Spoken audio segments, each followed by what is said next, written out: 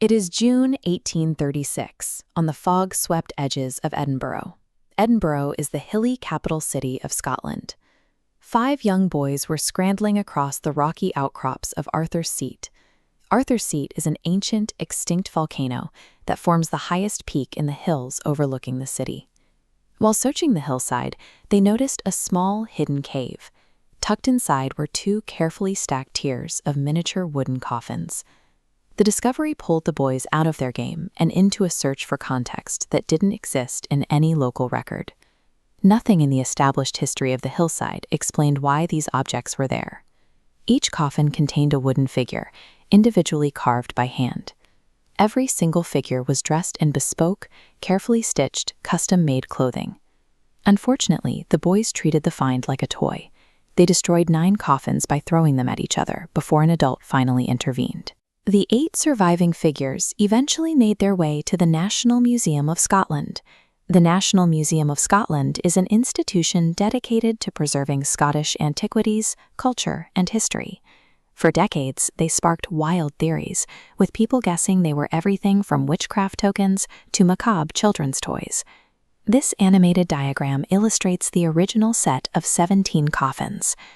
As 9 of the silhouettes fade away, we are left with the surviving 8. Historians eventually locked on to that starting number, exactly 17. The integer 17 aligns with a specific documented wound in the city's past.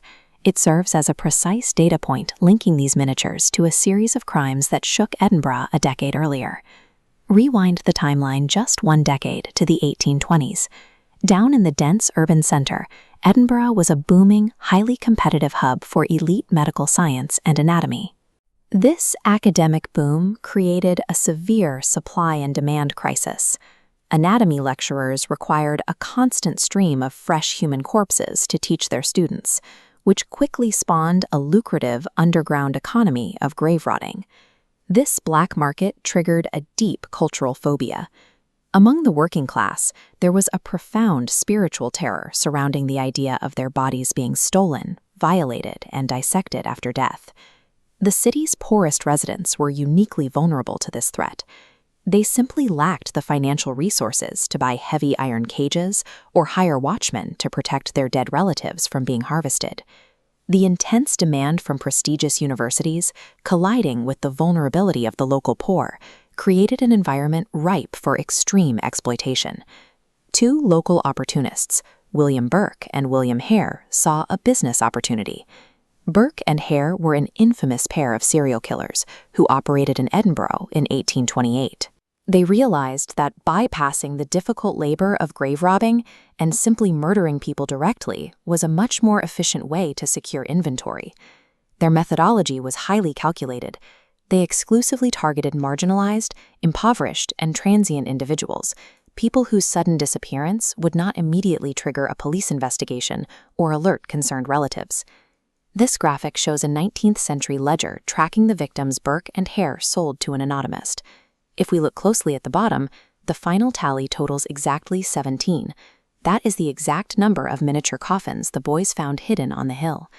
The historical record of the murders matches the physical evidence left in the cave. The miniature wooden coffins appear to be the direct physical fallout of the Burke and Hare serial killings. Because the 17 victims were sold to an anatomist, their real bodies were dismantled on the dissecting table. They were denied proper graves, stripping them of the spiritual peace that was crucial to the culture of the time. The theory suggests that someone created these miniature coffins to serve as surrogate bodies. By hiding them in the earth of Arthur's Seat, the creator was granting these victims the physical burial they were otherwise denied. The murderers and anatomists treated human remains with callous indifference.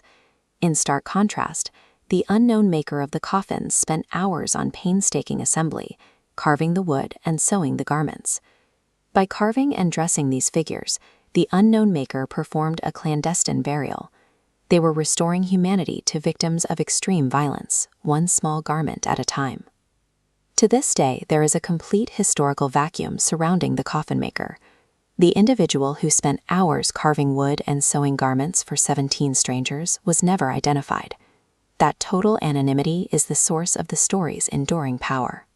It remains a pure, uncredited act of radical empathy, performed by someone who sought no recognition. We only know about this act because of the 5 boys in 1836. Despite destroying some of the figures, their instinct to share what they found, rather than discard the rest, allowed the artifacts to enter the historical record. The surviving fairy coffins stand as a permanent testament. They prove that even in a harsh society where the vulnerable were treated as disposable raw materials, someone went to extraordinary lengths to mourn the forgotten.